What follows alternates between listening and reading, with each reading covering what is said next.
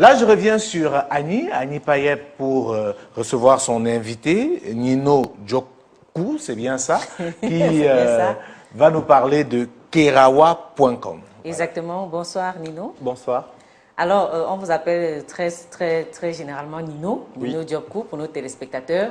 On va parler de Kerawa.com qui est un site, une plateforme d'annonces, de petites annonces africaines. Oui. Mais avant d'en arriver là, j'avais voulu qu'on parle un tout petit peu, parce que quand on a annoncé qu'on vous recevait dans cette émission, beaucoup de gens, dès qu'on prononce votre nom, pensent plutôt à une plateforme, le plus célèbre forum des journalistes camerounais, que vous avez créé, 237 médias. Alors, brièvement, est-ce que vous pouvez nous dire pourquoi vous avez créé cette plateforme et quand est-ce que cela est arrivé et comment il fonctionne aujourd'hui?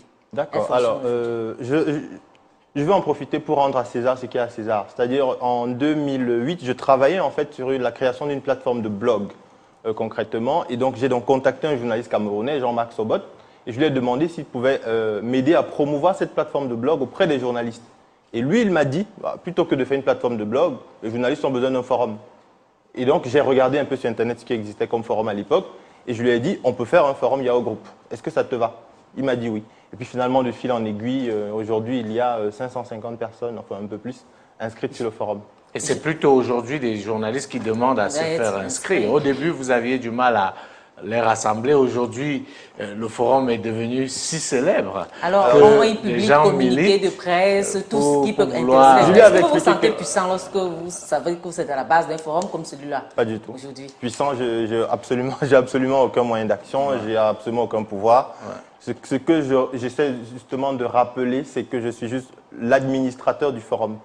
Je suis le gardien de l'hôtel, je ne suis pas le PDG. Voilà. Il y a eu un débat sur faut-il modérer, parce que des fois les échanges sont très virulents entre les journalistes, ce qui est normal. Oui. Annie est gentille en disant deux fois, j'ai envie de dire presque tout le temps. Et il y a des débats sur faut-il modérer, il ne faut pas modérer. Est-ce qu'on oublie cette question ou alors est-ce que vous y pensez? Alors la question c'est est-ce que c'est à moi d'y penser en fait, C'est ça la vraie problématique. Est-ce que c'est à moi d'y penser? Moi, ce que j'ai répondu c'est non. C'est un forum de journalistes, aux journalistes de savoir s'ils veulent modérer leur forum ou pas. Mais c'est un peu paradoxal de voir des journalistes parler de censure, parce que modérer voudrait dire censurer. Des journalistes seraient pour la censure. Pas vraiment. La modération sur Internet, ce n'est pas la censure, contrairement à ce qu'on peut penser. La modération sur Internet, c'est par exemple, alors ça peut être une personne qui publie la même chose 10 fois. Les autres peuvent lui dire, ok, une fois, ça suffit. Par exemple, donc c'est ça la modération, ou une personne qui va tirer sur un sujet trop longtemps, on va lui dire, on avait décidé qu'on en parlerait pendant une semaine, après une semaine, on s'arrête. Ce qui est bien avec l'outil Internet, c'est qu'il existe des moyens plus simples de modérer et non violents en plus, et qui peuvent réunir un certain nombre de personnes autour. C'est-à-dire la modération peut être faite par chaque personne. Vous pouvez dire que ce n'est pas de la censure, mais c'est toujours un peu de la censure, parce que je crois que le principe même de la liberté, c'est de laisser les gens dire, faire ce qu'ils veulent, quand ils veulent, et à la limite un peu... Peut-être pas au point de laisser prospérer les propos racistes ou tribalistes. Bon, maintenant, ça dépend de quel côté on se place pour juger un propos raciste. En fait, je veux dire qu'il y a forcément un problème. Je comprends ce que vous dites. Disons qu'aujourd'hui, le forum n'ayant pas d'existence légale au Cameroun, en fait, dans les endroits où il n'y a aucune censure, ce qui se passe, c'est qu'on vous laisse dire ce que vous voulez. Et si vous portez atteinte à quelqu'un, il a moyen de soit porter plainte, soit de se défendre. Le forum n'existant pas légalement au Cameroun, la personne n'a aucun moyen en fait de se défendre et c'est peut-être là cette limite. Enfin, ce débat avait été déjà posé sur 237, il n'a pas abouti à grand chose. Oui, espérons que... Je suis avec votre permission. Xavier, vous savez que ce n'est pas le sujet. Hein. On va parler de Kerawa. Peut-être une question, Xavier. Non, oui, c'est une question parce que je suis très ému même à la limite de voir le fondateur, toujours grâce à Annie, qui nous révèle des choses extraordinaires. Je voulais demander, ça vous rapporte quelque chose? Pas du tout. Ça ne me rapporte rien en fait. Comme je vous dis, je travaille sur une plateforme de blog.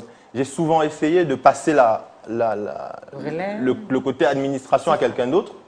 Vous avez bien vu les difficultés qu'il y a. Il n'y a pas vraiment de personnes qui soient volontaires. On va parler de Kerawa.com. Alors, j'aimerais que vous nous présentiez un tout petit peu cette plateforme aujourd'hui qui existe sur les petites annonces. Alors, Kerawa.com, c'est une place de marché en ligne qui est une sorte de carrefour entre l'offre et la demande. C'est-à-dire qu'on utilise la puissance d'Internet pour permettre à ceux qui recherchent des produits ou des services d'être en contact avec ceux qui les proposent.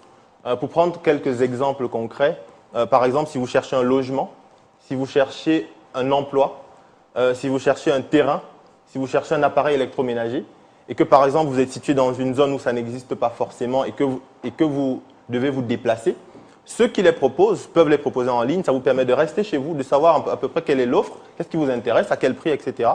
Et de ne vous déplacer que lorsque vous avez une réelle idée de ce que vous voulez.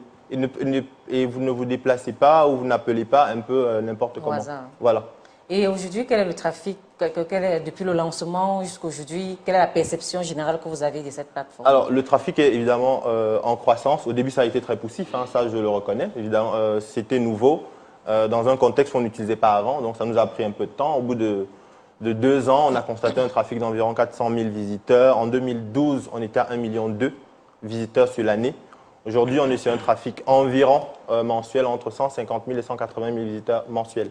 Mais vous avez choisi de mettre sur pied un site panafricain. Est-ce qu'il est panafricain? Parce que lorsqu'on arrive sur la page d'accueil, si je peux l'appeler ici, oui, on voit qu'il y a plusieurs pays. Il faut cliquer pour aller au pays qui vous intéresse. Oui. C'est pas plus compliqué de mettre sur pied un site panafricain comme ça que de vous concentrer, par exemple, sur un pays? J'ai envie de dire, on pourrait dire la même chose de Vox Africa, hein, par exemple, qui fait une chaîne panafricaine et ne se concentre pas sur un seul pays. Disons que la plateforme qui porte Kerawa.com, il n'y a aucune difficulté technique à rajouter des pays. Donc, je me suis dit, pourquoi se limiter soi-même, en fait, simplement. Donc, de la même façon que Yahoo est présent, par exemple, aux États-Unis et en France, et les Camerounais l'utilisent, sans même que Yahoo n'ait de bureau, je me suis dit, on peut lancer Kerawa, effectivement, faire la promotion au Cameroun, mais des Congolais ou des Nigérians pourraient très bien utiliser Kerawa.com, ce qui est le cas. Comment se passe le processus d'annonce? Là, j'ai peut-être une maison, j'aimerais la mettre en location. Comment je fais pour que ça se retrouve sur le site? Alors, concrètement, si vous êtes par exemple au Cameroun, vous allez sur kerawa.com, vous cliquez sur le pays Cameroun que vous allez voir, c'est relativement simple. En haut, vous aurez un gros bouton que vous allez voir ajouter votre annonce. Donc voilà, là encore c'est simple. Et le processus, en fait, est à peu près similaire au processus d'écriture d'un email. Donc, une fois que vous cliquez sur le bouton « Créer votre annonce », vous allez choisir une catégorie, il y en aura plusieurs. Vous allez choisir une ville, on va vous demander un titre, quel est le titre de votre annonce, simplement, quelle est la description, qu'est-ce que vous proposez ou qu'est-ce que vous vendez. Et puis vous allez confirmer par votre adresse email pour que nous D'accord. Merci beaucoup Nino d'être venu sur notre plateau pour justement nous parler de Kerawa.com. Nous sortons de cette émission avec Jean Borel Mayam qui est le secrétaire général